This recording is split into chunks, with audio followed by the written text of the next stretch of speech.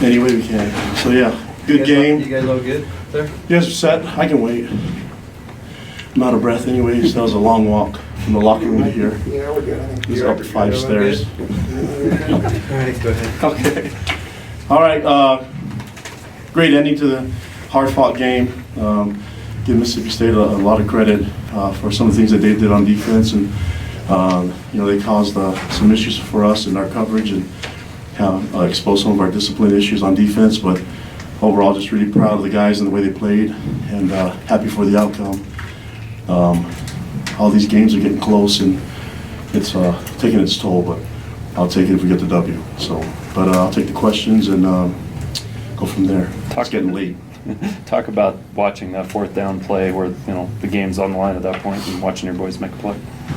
Yeah, I was just really happy that we made a play. It just seemed like there was a time when it was fourth and long earlier in the game, and we couldn't get out of it, and even some of the third down and long situations that we were in, couldn't make a play. And so just hoping that things will work our way. I mean, coverage was good. I think quarterback made some great throws, but I think the key was,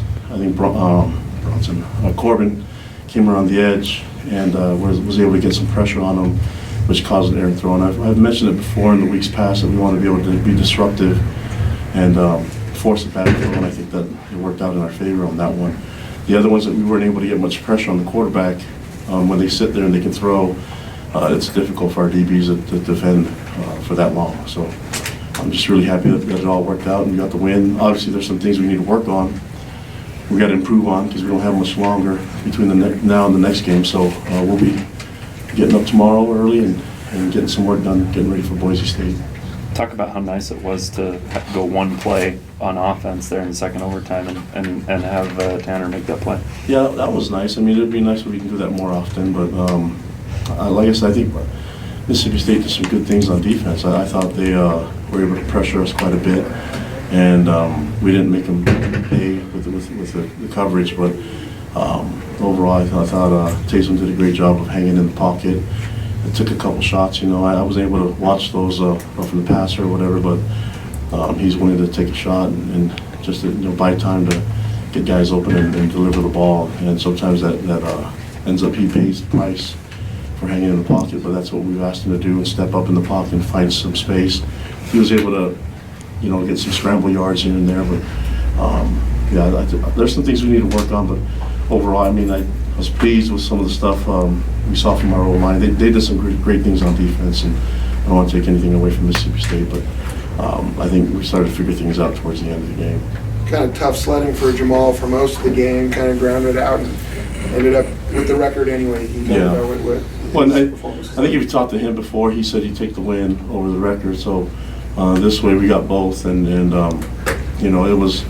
I think they were trying to take him away from from the game plan, and it worked. It worked for the most part. I think he was we were a couple missed tackles away from blowing, just basically blowing up of the run game, getting big yards. But you have to give them credit. They made some plays, and then we had some free guys coming through and puncturing our line a little bit, which took away the run game. But we'll get better and we'll watch the film. But right now we're going to celebrate the win and just learn from some of the mistakes that we made. Any thoughts of going for two at the end of the first overtime? I'm always thinking about it, but no, we're at home, so we wanted to just keep playing ball. And it was a late night game, so for them I think it's late now, so we keep playing. I've said before, these guys will play to the clock says 0 and set 0, so they played extra downs, and then just really pleased with the resiliency in our players. How nice, how gratifying is this stretch for the coaches and players? You had a few losses there, but they've rebounded, they've stayed positive. Fans rushed the field tonight, lots of energy, just seems great. Yeah, I mean, the fans deserve the win, I think some of the earlier losses that we had were kind of heartbreakers, and the leadership took over on this team, our coaches stuck with it, and we were able to get some wins and build off of everything with a positive, positive criticism and trying to motivate our players to keep going. And it's worked out so far, and we'll just keep trying to ride this wave until we get to the next game. You played one of the toughest schedules in the country. Do you feel like you're ahead of schedule where you thought your program would be? No, I had a schedule to be undefeated, right? So, I mean, no, I think that I'm just pleased with the way the guys played, and we have not seen a letdown in the effort.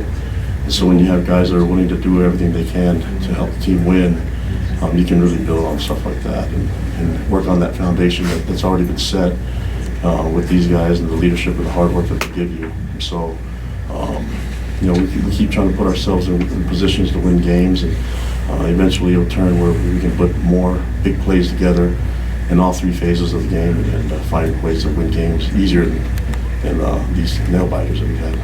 You touched on the coverage issues, but your defense only gave up 21 points for the entire game. Came up Kai and Micah both got big interceptions, got a couple of big fourth down stops, including the last one. Just overall, some positives, even with some of the issues you went with. Yeah, well, I think most of the issues were with our zone drops and our backers. I mean, not to throw them under the bus, but on those in intermediate routes, they're supposed to be there. And I think Butch was a little banged up and just tried to power through it, and he wasn't himself, but it just felt like he was, he could give us a little bit of a burst and give us a lift, and obviously we'll see how it goes from here, but he just wasn't 100%, but we just felt like he could help us on the field, and that's what I'm talking about mostly. I don't have a problem with the scheme or anything like that. We just, when you're talking about pass offense and defending the pass rush has got to show up more often, and I thought when we were able to show up in pass rush, we created errant throws, and we were get the picks and get batted balls and stuff like that. So we'll just keep working on it. So it's a team deal, and we got to keep working as a group, and pass rush can fix everything. Last couple of questions. Does it make it more gratifying to beat an SEC team?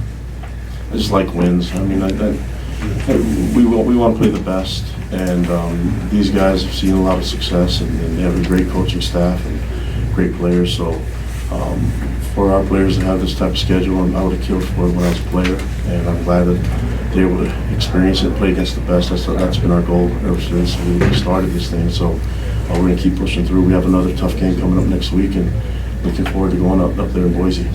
Did you get a chance to say much to Dan or Brian or the guys you know over I there? talked to them before the game, and I talked to Dan quite a bit before the game, but Brian and I have a close relationship, and we talk about he's expecting a baby, and so his wife wasn't able to make it on the trip, but Brian would always be my little bro, and I was able to coach him, in Utah a little bit, but we'll have a great relationship that will never change. Last question. You guys are great. Thank you.